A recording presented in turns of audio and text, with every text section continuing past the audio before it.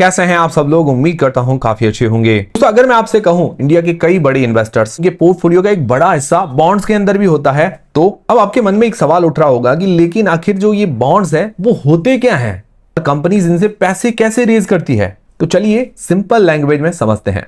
तो देखिए, जब भी किसी कंपनी को पैसे रेज करने होते हैं या नए प्रोजेक्ट्स के लिए फंडिंग की जरूरत पड़ती है तो उसके पास दो ऑप्शंस होते हैं। सोचिए, कंपनी को अपना बिजनेस एक्सपेंड करने के लिए फंड्स चाहिए, तो बैंक से लोन लेने के बजाय वो इन्वेस्टर्स से पैसे बोरो करने के लिए बॉन्ड्स इश्यू करती है। और जब आप बॉन्ड खरीद रहे होते हैं तो असल में आप उस कंपनी को एक फिक्स टेन्योर के लिए लोन दे रहे होते हैं।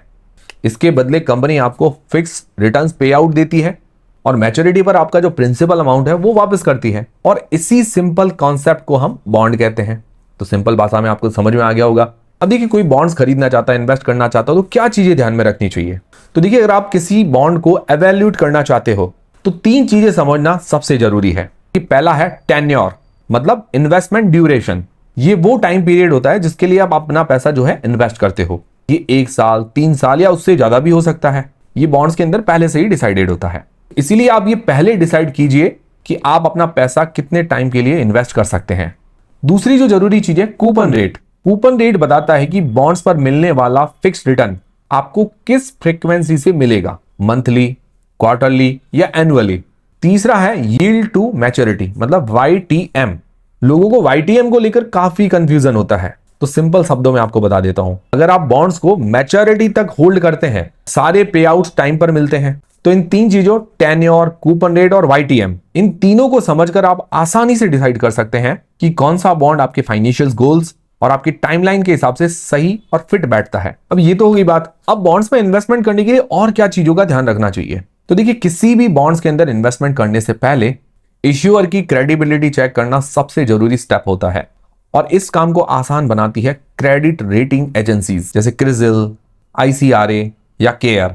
तो इनके जैसी क्रेडिट रेटिंग एजेंसीज कंपनी की फाइनेंशियल हेल्थ, रीपेमेंट कैपेसिटी और डेट हिस्ट्री को एनालाइज करके उन्हें रेटिंग देती है, जैसे AAA रेटिंग, AA या A रेटिंग। इस तरह से higher credit ratings generally lower credit risk indicator होती है, जैसे AAA रेटिंग हायर रेटिंग है। जितना अच्छी रेटिंग होती उतना लो रिस्क होता है। इसके अलावा जो बॉन्ड्स होते हैं वो दो टाइप्स के होते हैं। जैसे पहला है सिक्योर्ड बॉन्ड्स।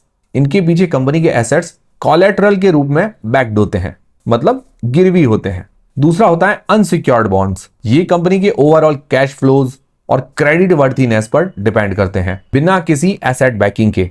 मतलब यहां पर कोई भी एसेट वगैरह गिरवी नहीं रखा जाता है। अब सबसे बड़ा सवाल आता है कि किसी भी बॉन्ड के बारे में ये सारी जानकारी हमें कहां मिलेगी। तो ये जानकारी मिलेगी विंट वेल्थ ऐप पर, जो कि बॉन्ड्स के लिए एक प्लेटफॉर्म है। यहाँ बॉन्ड्स की हर डिटेल्स जैसे credit rating, security structure, tenure और पे आउट इंफॉर्मेशन एक ही जगह देखने को मिल जाती है। अब देखिए, पहले जो रिटेल इन्वेस्टर्स होते थे उनके लिए इंडिविजुअल कॉर्पोरेट बॉन्ड्स में इन्वेस्टमेंट करना काफी मुश्किल होता था, क्योंकि मिनिमम टिकट साइज लाख्स में होता था। लेकिन सेबी के रीसेंट रेगुलेटरी चेंजेस और डिजिटल प्लेटफॉर्म जैसे विंट वेल्थ, इन प्लेटफॉर्म्स के थ्रू रिटेल इन्वेस्टर्स भी बॉन्ड्स एक्सेस कर सकते हैं। अब थोड़ा विंट वेल्थ के बारे में भी बात करते हैं, कैसे उस पे बॉन्ड्स एवेल्यूएट करना चाहिए। विंट वेल्थ एक सेबी रजिस्टर्ड ब्रोकर है, जिसके थ्रू रिटेल इन्वेस्टर्स भी कॉर्पोरेट बॉन्ड्स को एक्सप्लोर कर सकते हैं। विंट वेल्थ प्लेटफॉर्म पर मिनिमम इन्वेस्टमेंट 1000 रुपए से शुरू होती है, जिससे ये इंस्ट्रूमेंट्स और भी एक्सेसिबल हो जाते हैं। प्लेटफॉर्म पर आपको 9 से लेकर 12% तक के per annum fix returns options भी देखने को मिल जाते हैं, जो इश्यूअर, टेन्योर और मार्केट कंडीशंस के हिसाब से अलग अलग हो सकते हैं।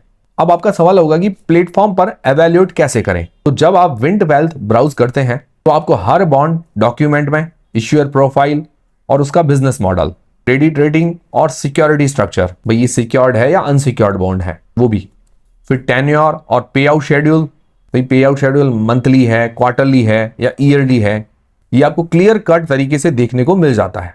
मतलब सारी जानकारी आपको मिल जाती है। और अगर आपको फ्यूचर में मैच्योरिटी से पहले एग्जिट करना हो तो विंट वेल्थ का सेल एनी टाइम फीचर वो भी अवेलेबल है। बस ध्यान रहे कि सेल बायर अवेलेबिलिटी और प्री वैलिंग मार्केट कंडीशंस पर डिपेंड करती है, इसीलिए इंस्टेंट लिक्विडिटी हमेशा गारंटीड नहीं होती है। एक और अच्छी बात यह है कि विंट वेल्थ प्लेटफॉर्म पर सारी बॉन्ड्स एक्सचेंज लिस्टेड बॉन्ड है और उसमें लगभग 2% अपना विंट वेल्थ खुद इन्वेस्ट करता है, जिससे प्लेटफॉर्म और इन्वेस्टर की ट्रांसपेरेंसी अलाइंड रहती है।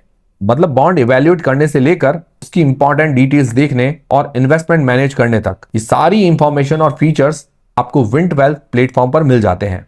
अगर आप एक्सप्लोर करना चाहते हैं तो लिंक डिस्क्रिप्शन और पिन कमेंट के अंदर दिया गया है। अब बॉन्ड्स के साथ रिस्क क्या क्या होते हैं वो भी जान लेते हैं, क्योंकि देखिए फाइनेंशियल एजुकेशन तभी कंप्लीट होती है सिर्फ रिटर्न्स को नहीं रिस्क को भी समझा जाए, क्योंकि इन्वेस्टमेंट में सब कुछ परफेक्ट ही होगा ये वाला सीन नहीं होता है। तो देखिए बॉन्ड्स में 3 इंपॉर्टेंट रिस्क होते हैं।